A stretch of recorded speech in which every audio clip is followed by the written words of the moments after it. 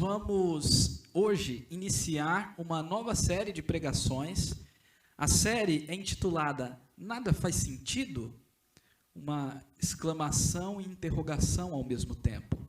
E essa série, o intuito dela é nós pensarmos um pouco os dilemas da vida. E nós vamos para um livro das Escrituras Sagradas, que é um livro que traz preciosidades tremendas, mas um livro que é altamente mal entendido ou difícil de ser entendido em uma leitura simples. E por isso é necessário nós caminharmos com calma, entendendo cada detalhe e vermos o quanto da graça e do Evangelho tem no livro de Eclesiastes. Então eu quero já convidar você a abrir a sua Bíblia aí, em Eclesiastes capítulo 1, e nós leremos os versículos 1 a 11 hoje. A nossa meditação vai ser apenas nos versículos 1 a 11 hoje. E aproveitando esse momento, o tema de hoje é Tudo é Fútil e Inútil. O tema da série é Nada Faz Sentido, e hoje nós vamos meditar especialmente também nessa exclamação e interrogação ao mesmo tempo. Tudo é fútil e inútil? Eclesiastes capítulo 1, versículos 1 a 11. Nós leremos, eu também trouxe aqui nos slides, nós leremos o texto que diz o seguinte: Palavra do pregador, filho de Davi, rei de Jerusalém. Vaidade de vaidades, diz o pregador. Vaidade de vaidades, tudo é vaidade. Que proveito tem o homem de todo o seu trabalho, com que se afadiga debaixo do sol? Geração vai, geração vem, mas a terra permanece para sempre. Levanta-se o sol e põe-se o sol, e volta ao seu lugar onde nasce de novo. O vento vai para o sul e faz o seu giro para o norte, volta-se e revolta-se na sua carreira e torna aos seus circuitos. Todos os rios correm para o mar, e o mar não se enche. Ao lugar para onde correm os rios, para lá tornam a correr. Todas as coisas são canseiras tais que ninguém as pode exprimir. Os olhos não se fartam de ver, nem se enchem os ouvidos de ouvir. O que foi é o que há de ser, e o que se fez, isto se tornará a fazer. Nada há, pois, novo debaixo do sol. Há alguma coisa de que se possa dizer, vê, isto é novo? Não. Já foi nos séculos que foram antes de nós. Já não há lembrança das coisas que precederam, das coisas posteriores também não haverá memória entre os que hão de vir depois delas. Vamos orar mais uma vez? Senhor Deus, em nome de Jesus, que o Senhor abençoe, ó Pai, a meditação na Tua palavra, ó Deus, em nome de Jesus, nesta noite, ó Pai, enchendo os nossos corações da certeza de que no Senhor há propósito, no Senhor há vida.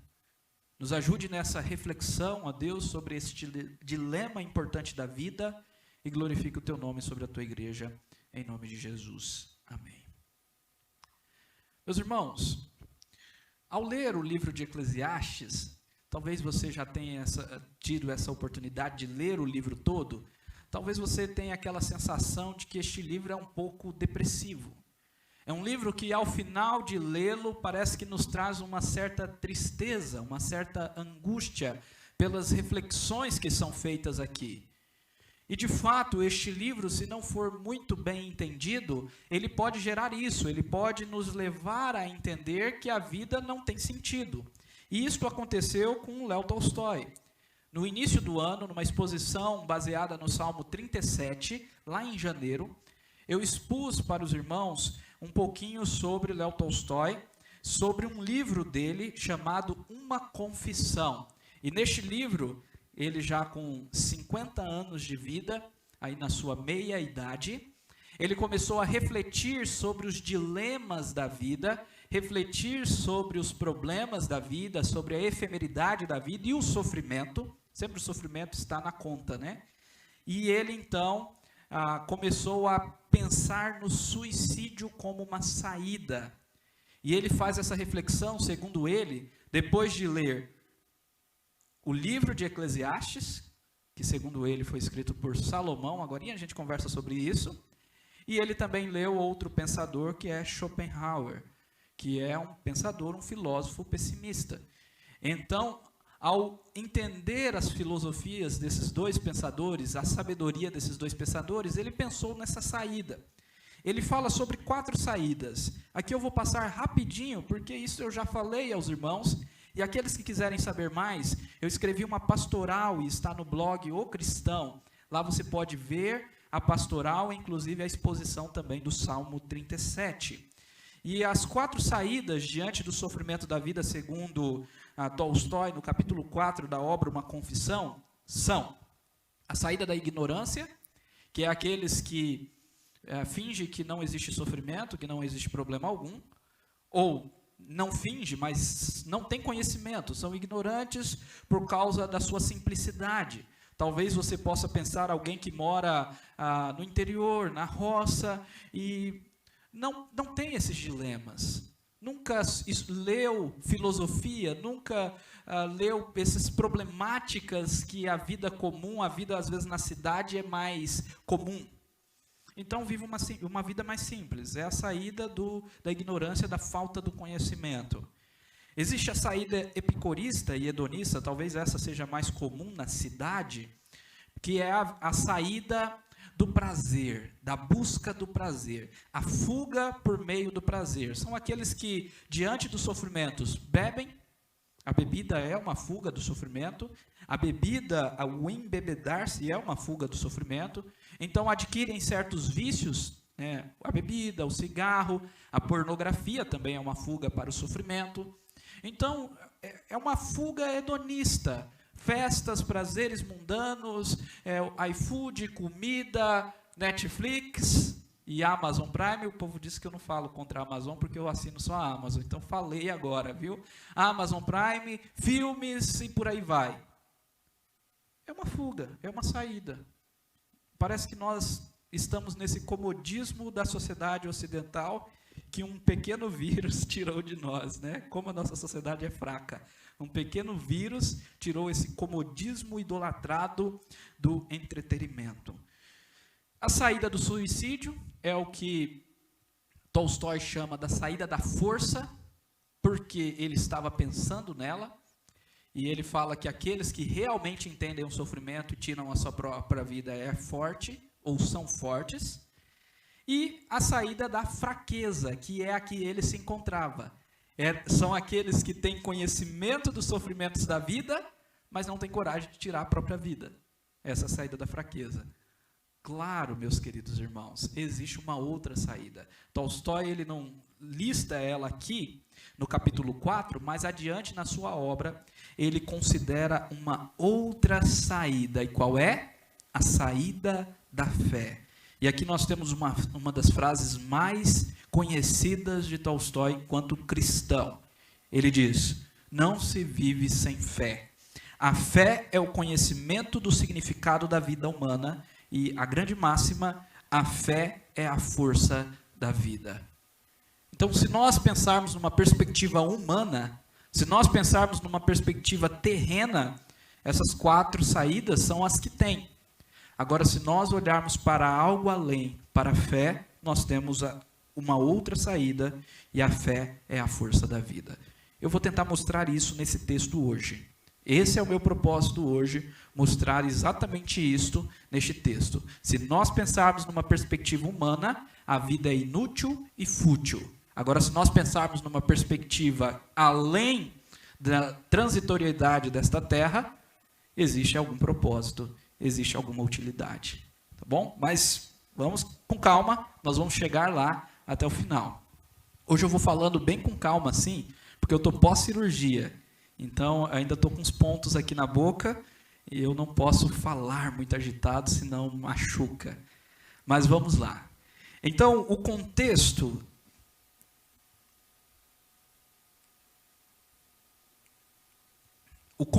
deste texto é o seguinte: Um dos autores que Tolstói meditava era Salomão, no livro de Eclesiastes, nós já vimos isso. E aonde nós vemos essa ênfase de ser Salomão o autor de Eclesiastes? Aqui no versículo 1, olha só.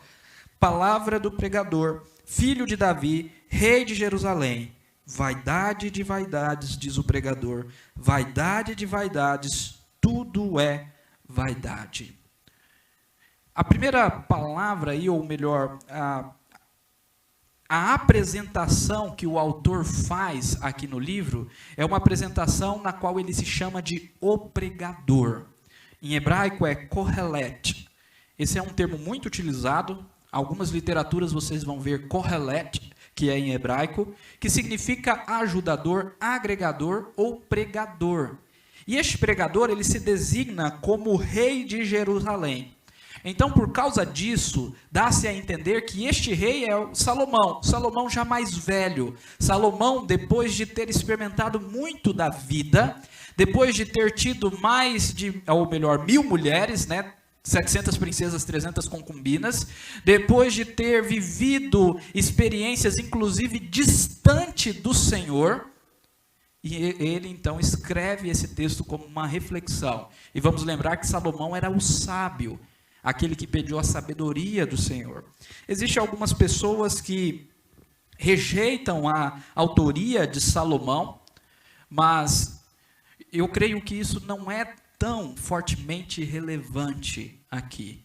Sim, eu creio plenamente que o autor é Salomão, contudo nós podemos ver como aquele pregador, aquele que vai fazer reflexões sobre a vida, sobre os dilemas da vida de maneira sábia e depois colocar em xeque o temor do Senhor. Então é esta a ideia aqui. E é interessante que Kohelet é o termo que deriva o nome do próprio livro, Eclesiastes. Porque Kohelet significa ajuntador, agregador, é da onde vem a expressão grega, eclesia, reunião, ajuntamento, da onde vem igreja.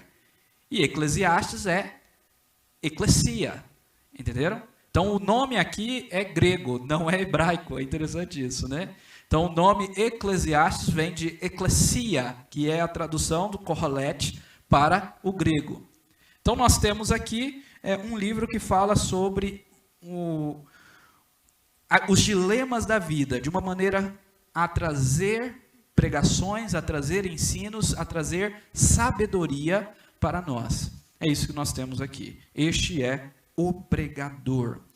E a ideia de ser Salomão é porque parece ser um relato autobiográfico daquilo que ele aprendeu em sua tentativa fútil de viver sem Deus. Presta atenção. Um relato autobiográfico, ele contando a sua história da sua tentativa fútil de viver sem Deus. E nós sabemos que Salomão se desviou dos caminhos do Senhor. Agora, outro termo importante aqui é o termo que é traduzido por vaidade. Porque vaidade aqui, que aparece no versículo 2, vaidade de vaidade, diz o pregador, vaidade de vaidade, tudo é vaidade. Essa expressão vaidade, ela emoldura todo o livro, ela serve como uma linha melódica de uma música que vai até o final. Querem ver? Abram aí comigo agora o capítulo 12, o versículo 8. Já lá no final, antes da conclusão final, o que ele diz? Vaidade de vaidade, diz o pregador. Tudo é vaidade. Entenderam? Então, no início e no final, e no meio vai aparecer também essas expressões, vaidade, correr atrás do vento e tudo mais. E o que significa a expressão vaidade? Ela pode ser traduzida por vapor, sopro, vazio, futilidade, inutilidade, algo sem sentido e por aí vai. Como, por exemplo, a NVI traduz esse texto da seguinte forma: que grande inutilidade, diz o mestre. Olha, ela traduz o pregador como o mestre, né? Então, que grande inutilidade, diz o mestre, o Kohelet. Que grande inutilidade, nada faz sentido. Esse é o tema da nossa série, nada faz sentido. Foi baseado aí, então, na tradução da NVI. Agora, pode significar todas essas coisas? Sim, e aponta para o quê? Para uma vida sem sentido, fútil, vazia, sem a experiência do nosso Senhor, sem considerar o nosso Salvador. E é isso que nós vamos ver a partir de agora. Bom, o versículo 3, ele é extremamente central para entendermos esta passagem, porque ele nos remete a 2 pontos de vista sobre o mesmo texto, ou sobre os mesmos versículos, e é isso que nós vamos fazer. Hoje nós não vamos dividir necessariamente os versículos no primeiro ponto, alguns apenas, no segundo ponto, alguns apenas. Nós vamos ver todos os versículos no primeiro ponto e todos os versículos no segundo ponto, sobre perspectivas diferentes. E isso através do versículo 3, que diz: que proveito tem o homem de todo o seu trabalho, com que se afadiga debaixo do sol? Então aqui nós vamos ver primeiro essa busca por recompensa na vida transitória, e em segundo lugar nós vamos ver a vida sem sentido debaixo do sol. Então, o primeiro ponto é fútil, inútil buscar recompensa na vida transitória. O termo aqui, proveito, que proveito tem o homem em todo o seu trabalho, traz uma ideia de um proveito comercial. Era um termo utilizado para negócios, um termo utilizado para aquela sobra que se tem depois de pagar as contas, para aquela recompensa que se tem depois de fazer os seus vencimentos ou pagar os seus vencimentos. Então aquela sobra, aquele lucro, aquela recompensa, aquele retorno do seu investimento. Então o autor aqui, o pregador, o Kohelet, está perguntando: que proveito, qual é o lucro que o homem tem de todo o seu trabalho? E ele vai nos mostrar a partir daqui que é fútil e inútil esperar proveito e lucro nesta vida transitória. E isso ele faz a partir já do versículo 4.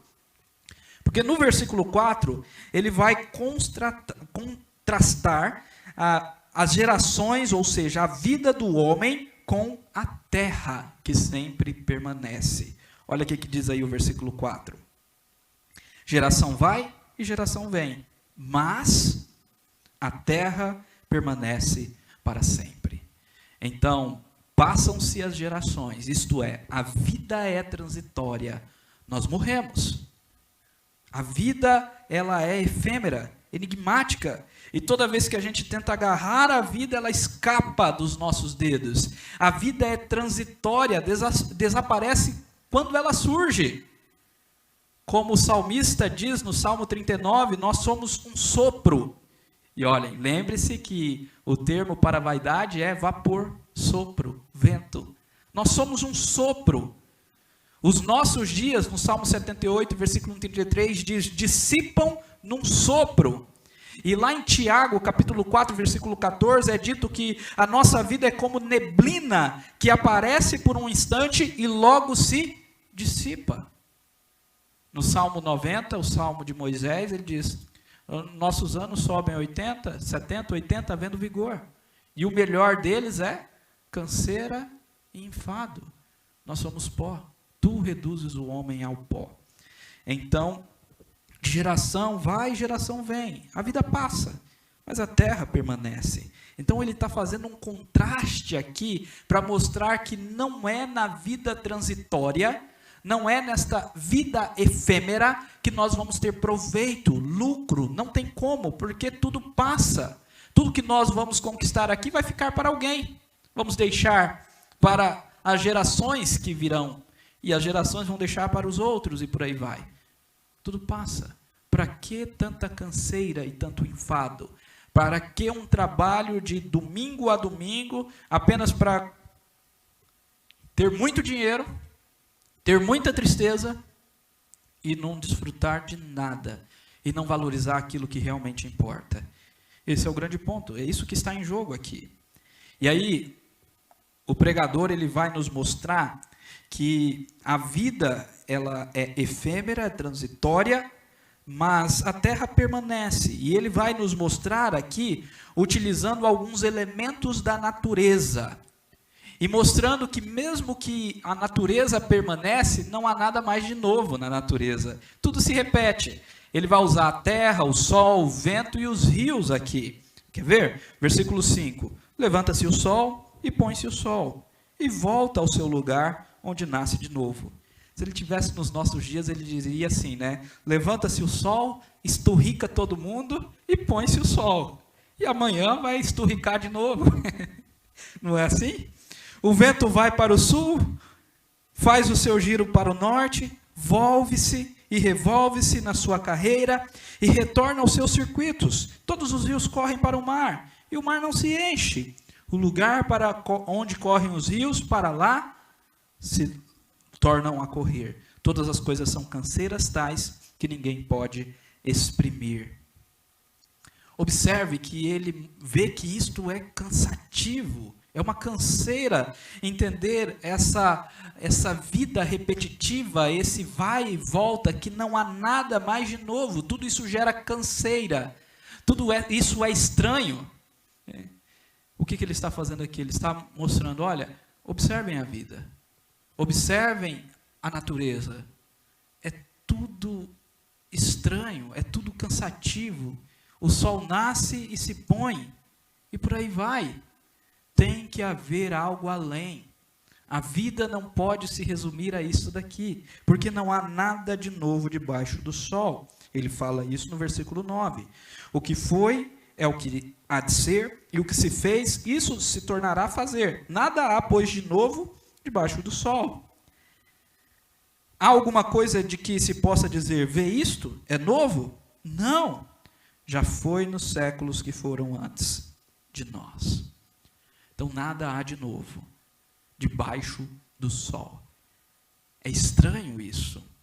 Se você olhar para a vida, o sofrimento e todas essas coisas naturais, isso gera em nosso coração tristeza, angústia. Precisa haver algo além. E ele continua dizendo, no versículo 8, a parte que nós pulamos, que os homens são insaciáveis, os olhos não se fartam de ver, nem se enchem os ouvidos de ouvir. É interessante porque antes, quando ele fala sobre o mar, ele nos mostra também que a natureza é insaciável em si. Porque o mar, as águas dos rios correm para o mar e não se enche o mar. E não se cessa. O mar nunca se sacia de receber as águas e o rio nunca para de correr para lá. Interessante isso. Mas o coração do homem é insaciável na vida transitória. E no fim, a conclusão dele no versículo 11 é que não há lembrança das coisas que me procederam. E das coisas posteriores também não haverá memória entre os que hão de vir depois delas. O homem está buscando o quê? Nessa primeira reflexão, está buscando recompensa na vida transitória. E o que ele encontra? Esquecimento. Ele encontra esquecimento. Se tem uma coisa que me incomodou e me incomodava muito antigamente, essa questão do esquecimento. Eu sempre quis fazer algo que marcasse a história, fazer algo que a gente não fosse esquecido. Você tem esse sentimento? Morreu e esqueceu. E as gerações vindouras nunca mais falarão. Claro que nós temos alguns homens que não são esquecidos, de fato, como por exemplo Salomão, que escreveu isso daqui, nós estamos lembrando dele neste momento. Mas parece que o esquecimento é de fato o fim de quase todos. E como vencer isso? Pensem comigo, a gente refletir um pouco nessa frase aqui do Bicon. Se vivemos pelo prazer, ou pelo dinheiro, ou pela fama, então as realidades espirituais se tornam inescapavelmente nebulosas e vagas, inúteis e fúteis. Poderíamos usar o termo que a gente está usando. Para sentir que somos imortais, não caiamos no esquecimento, né? Precisamos viver como imortais, olhar constantemente para o que é trivial, corriqueiro, para a vida debaixo do sol, cega os olhos para o esplendor do eterno. E sempre trabalhar por pérolas efêmeras, transitórias, rouba do coração a sua convicção na coroa da glória. Como que você tem gastado a sua vida? Você está buscando recompensa no transitório? Como é isso, pastor? No seu emprego, no seu salário, na sua riqueza, na sua formação acadêmica, no seu pós-doutorado. Você está buscando recompensa no transitório, nos prazeres da vida, na comida, na bebida, no sexo e por aí vai? Tome cuidado, meu irmão. O transitório não pode saciar o coração do homem. E trabalhar por pérolas efêmeras, transitórias, viver esta vida medíocre e transitória, rouba do coração a convicção do eterno. Talvez essa pandemia deveria nos trazer mais em mente a necessidade do eterno. Porque esse mundo vai passar, meus irmãos. Está passando muito rápido diante dos nossos olhos. E aquele apenas que não quer ver e não quer crer, que não consegue enxergar. O fim está próximo. Logo a trombeta tocará e Jesus retornará. Então, olhe para além dessa vida efêmera. Como eu disse, o versículo 3 nos mostra duas perspectivas. E agora a gente vai rapidamente ver essa segunda perspectiva. Então, a primeira perspectiva é o proveito, a busca pela recompensa que o homem tem na vida, no trabalho desta vida transitória. Agora, a segunda perspectiva é ver a vida debaixo do sol. E se nós vermos a vida, e olha, presta atenção, debaixo do sol, ela é fútil e inútil. E aqui, mas em outros momentos, em outras séries, em outros sermões, nós vamos enfatizar isso. Aqui há um caráter meio que existencialista deste livro. Este livro, claro, sem dúvida alguma, não é um livro existencialista, porque ele clama para nos mostrar aquilo que está além dessa existência. O existencialismo é aquela filosofia que se atém ao aqui e agora, à existência aqui, ao fenômeno aqui, ao que está dado aí na nossa frente. Não consegue ver além. E nesse sentido, uma reflexão debaixo do sol é existencialista. Mas claro, ele quer nos mostrar ao que está além. Debaixo do sol é uma expressão tão importante em Eclesiastes que ela aparece 29 vezes em todo o livro.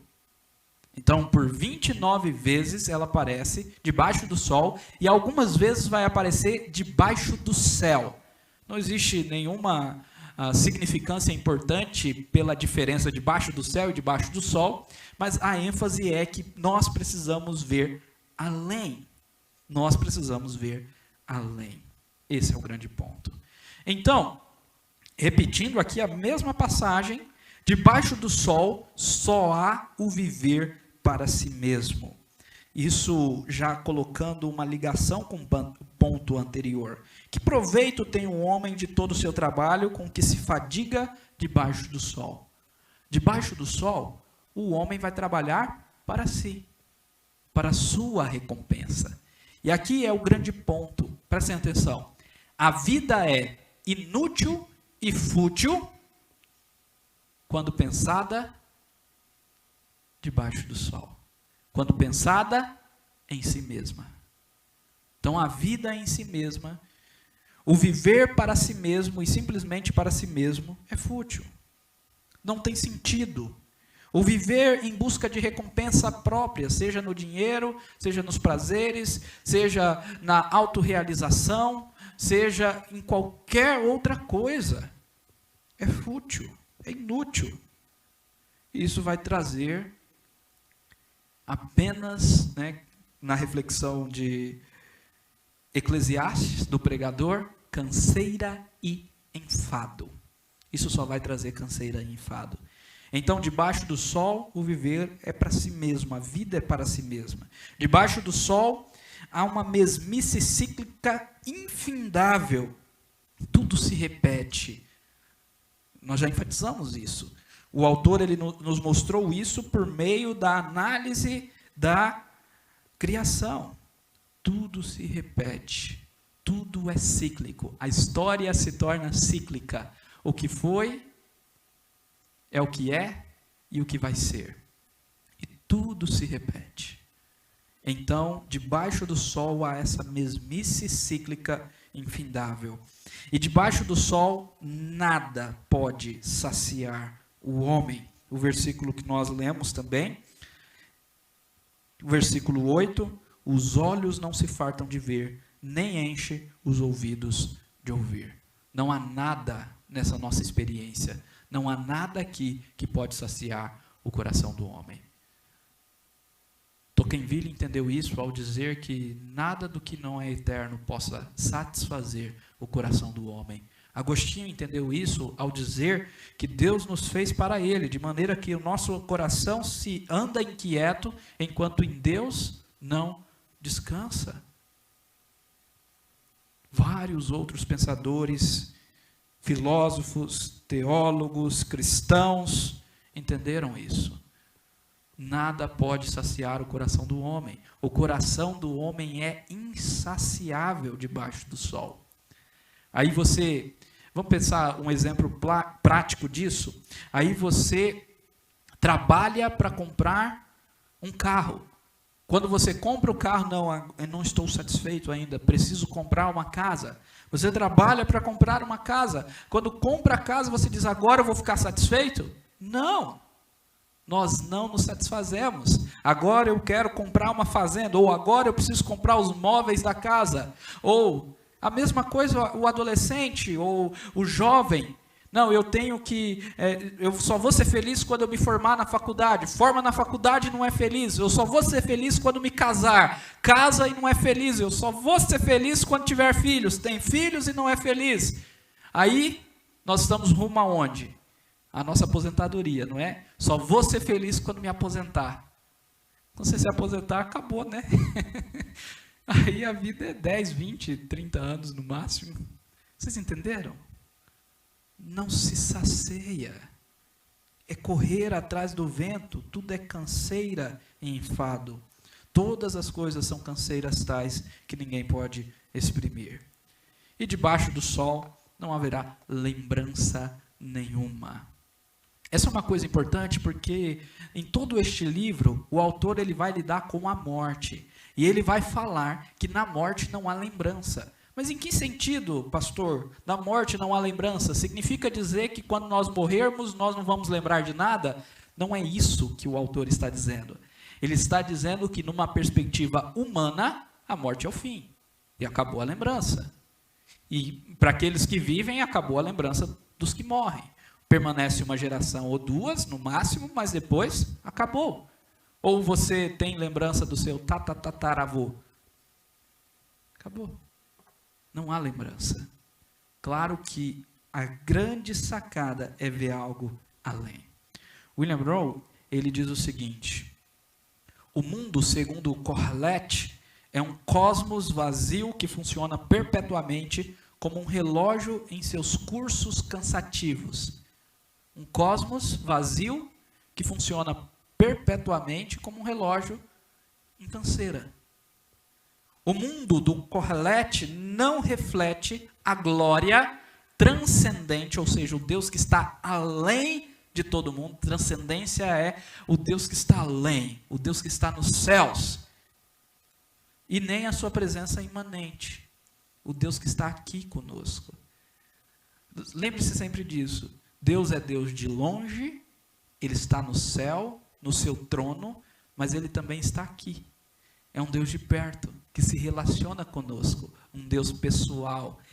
Então, o Deus do Correlete, o mundo do Correlete não reflete nem um Deus soberano que está além, nem um Deus presente que está aqui conosco hoje. O Espírito Santo está aqui em nosso coração, no meio da igreja, recebendo a adoração que lhe é devida. Não. O Correlete tristemente descreve uniformidade perpétua e monotonia das esferas. Não há vida, não há alegria, não há prazer. Então, o que nós precisamos, já para caminharmos para a conclusão? Nós precisamos olhar para cima do sol. E o que há acima do sol? Olha esse texto de Colossenses. Eu trouxe na versão da NVI. Colossenses 3, versículos 1 a 4. Portanto, já que vocês ressuscitaram com Cristo, procurem as coisas que são lá do alto. Da onde? Acima do sol. Onde Cristo está assentado à direita de Deus. Mantenha o pensamento nas coisas lá do alto. Aonde? Acima do sol. E não nas coisas terrenas, transitórias, fúteis, inúteis. Por quê? Porque vocês morreram com Cristo. Se cremos em Cristo, morremos com Cristo. E agora a sua vida está escondida com Cristo em Deus. Quando Cristo, que é a sua vida, for manifestado, então vocês também serão manifestados com Ele em glória. Meus irmãos, em Cristo há propósito e utilidade. Cristo nos salva e nos dá propósito, vocação. Um dos áudios devocionais dessa semana, nós falamos sobre vocação. Todo cristão é vocacionado para algo.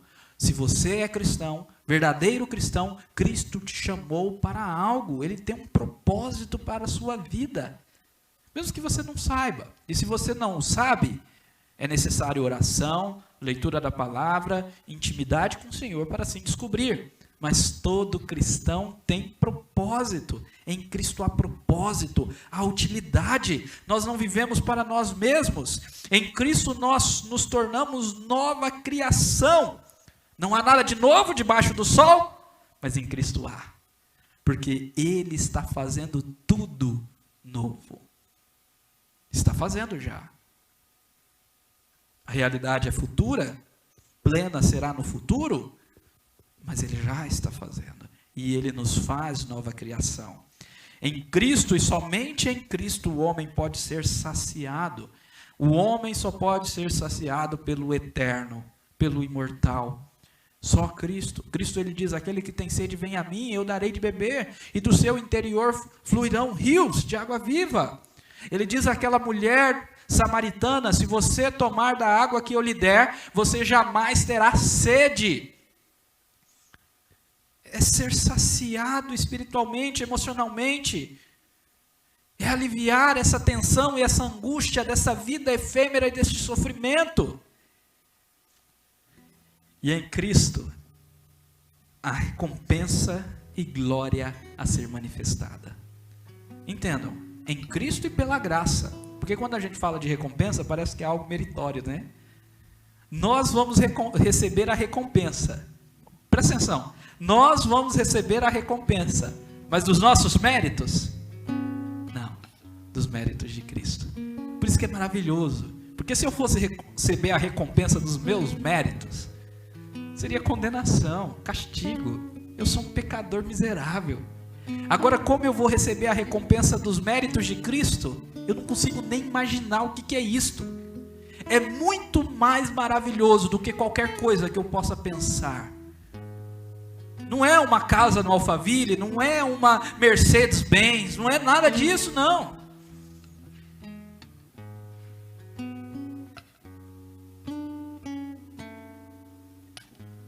São delícias perpétuas, como diz o salmista. Na tua presença há delícias perpetuamente. Recompensa e glória. O texto de Colossenses diz: quando Cristo se manifestar, vocês também serão manifestados em glória. Então, meus queridos irmãos, como nós vimos na fala de Tolstói, a fé é a força da vida. Viver sem fé é viver numa angústia tão grande. Paul Sartre, eu estou difícil falar algumas palavras. O filósofo Jean-Paul Sartre, ele diz que o homem ter que se definir nesse mundo que é mera existência gera angústia. E ele está certo. A angústia de ter que dizer quem ele é e dizer o que todas as outras coisas são. A angústia de viver sobre o seu ponto de vista. Mas aqui é algo muito além. Aqui nós somos chamados a não viver para nós mesmos. A não viver uma vida fútil, inútil, uma mesmice circular, a viver para a glória de Deus. Então não viva para si mesmo. Creia em Cristo e encontre propósito para a sua existência. Se você ainda não tem propósito, se você não sabe o porquê de você estar vivo, creia em Cristo. Viver sem propósito também é tão angustiante. Em nome de Jesus. Sacie o seu coração nele, satisfaça com o eterno. Olhe para cima do sol. Só Deus pode dar sentido à sua vida. Tem um texto que é muito legal, esse texto de Mateus 16, 26. Anteriormente, nesse texto, o Senhor está falando sobre riqueza, sobre adorar a Deus e adorar a riqueza, o Deus Mamon, o Deus capitalismo, o Deus consumismo. Nós estamos envoltos nele.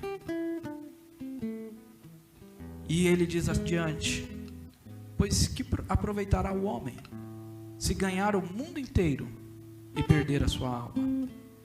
Ou que dará o homem em troca da sua alma? A fé é a força que move a vida.